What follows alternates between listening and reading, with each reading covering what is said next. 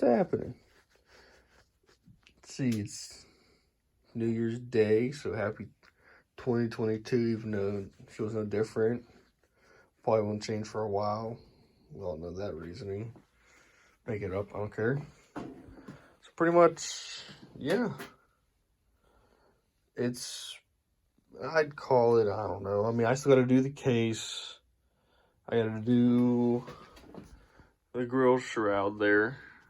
That guy. Do that up. Which really just sand it, primer it, paint it, clear it. You know, nothing a few hours worth can't do, fix. So yeah. Excuse me, tired. So yeah, I mean, this is kind of to be taken with a grain of salt. It's never made one before, kind of made something work. I mean, all in all, I guess, it ain't too shabby. You can still get front oil port, rear oil port. You can see where I drilled it. I didn't have enough paint left, or I think I misplaced it at the time, so I just have a little bit of that.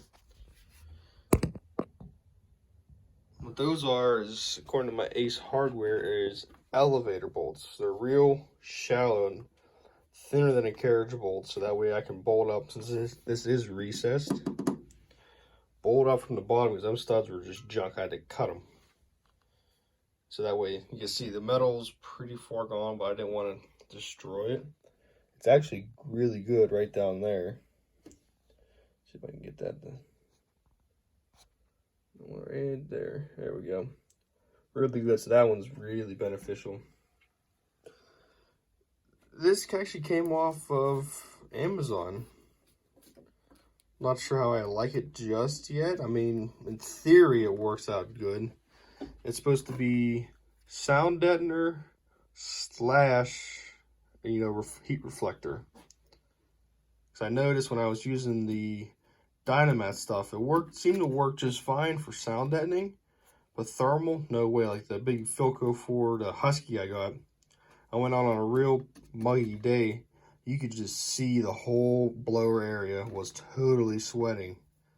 So I was losing, thermal efficiency there. I had to do something about that. Probably won't. Let's see here. But, I mean, I had to do something. So, new screens.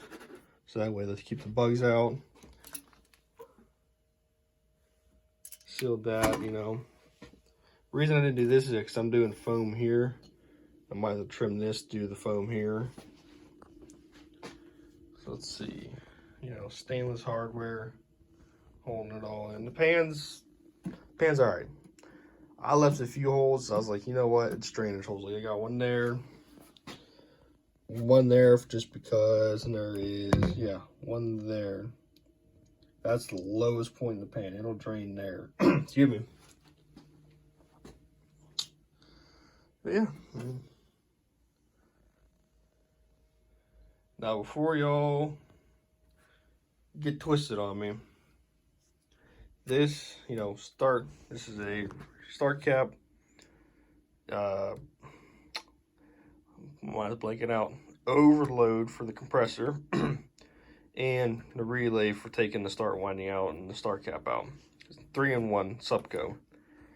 The reason I did that is, as much as it was working fine, I do plan on using this every single day come this spring, summer. And yeah, it's working. I ain't gonna throw this away. I'm gonna, keep it. But I just don't trust components that, in theory, could easily fail. I mean, brand new, 3-in-1s, wired, this and that, ready to rock and roll. It has a fresh overload, which I did test. It does work. I don't know how good that overload, if it even would trip, or if it would trip and never reset. So you know what? Let's just bypass it. This kit says it's made for a 1/2 horse. Well, guess what? That's a 1/2 horse compressor. Sounds good to me. All right. Fortunately, I tried my paint pen. Haven't figured out what I want to do with trying to make the letters crisper, but that's for another day. Paint's alright. It's pretty orange peely. So, I mean, you know, you back up, looks good. Do you get a little closer? Yeah, what are you gonna do? But the brass is looking, you know, sharp. And this, I did clear coat along with this. So,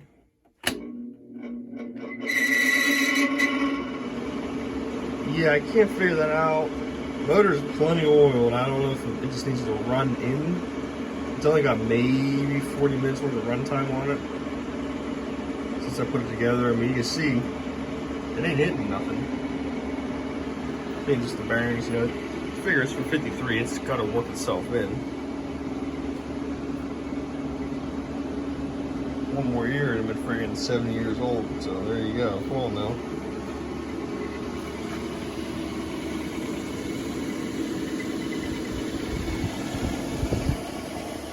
Yeah, you can see the motor is physically lower than it should. Ultimately, I don't think it's rubbing.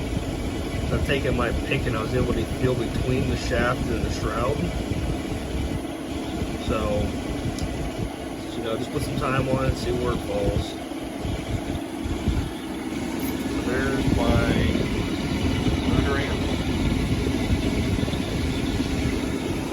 And according to the nameplate, the motor currently is over amping by 0.2 amps.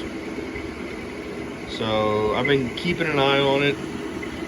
It gets up to about 170 degrees. Doesn't smoke. It seems to keep ticking, so I'm just kind of taking it with a grain of salt, letting it run, just to see where it falls. If I end up having to put a motor in it, it's easy as pie. Yeah, there we go. Now it's making some noise. Which I really don't get, because you see all that? That's actually oil that ran out of the bearing. For me, oil snot out of it.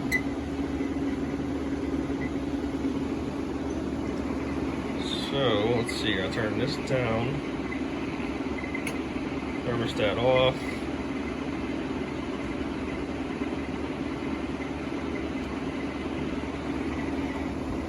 And thermostat on.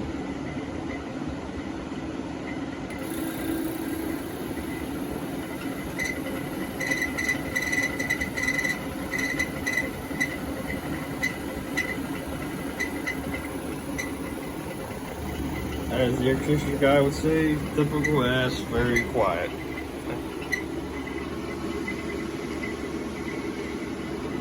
These are not ball bearings in this motor sleeve. Who knows, maybe I'll give it some more oil and just run it, just to see where it falls. So who knows, I don't know. You know what I mean? It's kind of a crapshoot, you know, stuff's old. Sometimes it ain't perfect. These, I guess, came out of a hotel, so, you know, from whenever it was, you know, installed new, 53-ish or whatever, till 70, 80s, 90s, you figure it was ran. It was ran hard, probably, so, yeah, there's some time on everything here. Just like the nameplate. It ain't perfect. Sure, I might have been able to buff it and sand it some more, but I didn't want to degrade it anymore, so I just kind of stopped while on the head. I think it looks, you know, damn good, considering, you know, painting the letters, in which kind of wish I made this black, but what can you do? I did look up, by the way, tech tip. These bins, like if your hardware store's changing over or got some spare bins to sell, work really good if you got many projects, you know, little parts, big parts. Keep them organized, because I have lost a lot of crap. Found it for the most part, but dearly lost it. This originally would have been here, or roughly here. Thinking what I'm going to do, because even though I think the shroud covers this, I think I'm still going to move it to here. I just got to figure out what adhesive to use for that. So, put it back in the parts bin, save the sound. And that's now driving me nuts. So yeah, I'll deal with that. That is 10 amps with compressor and fan running, obviously. Here's my watts. 650 watts. 120 volts. So, half horsepower. I'm thinking this thing's probably at best a 6,000 B2 unit. 2-layer condenser, decently sized, half horse compressor, decently sized evaporator. And it moves actually a nice amount of air. And it's about 73-ish in there. It's a little cool, it has I just put this thing back together. So it hasn't run much, it hasn't run in a while. So hopefully this doesn't work. This is an R12 unit. And the S's use bolt down, screw down wiring terminals. Which when I went in here, obviously taking this stuff out, terminals move, they do move. They work loose, they leak. I didn't see signs of oil, but it doesn't mean it can't leak. So I tightened it up, not being, Hercules, but you never know. It could be a leak, could have leaked. I remember, 4 or 5 months ago, this thing did actually cool really good over at the air conditioner guy's place. We'll see, I can turn the heat up, let this thing run while I do other stuff in this horribly messy garage. I mean, obviously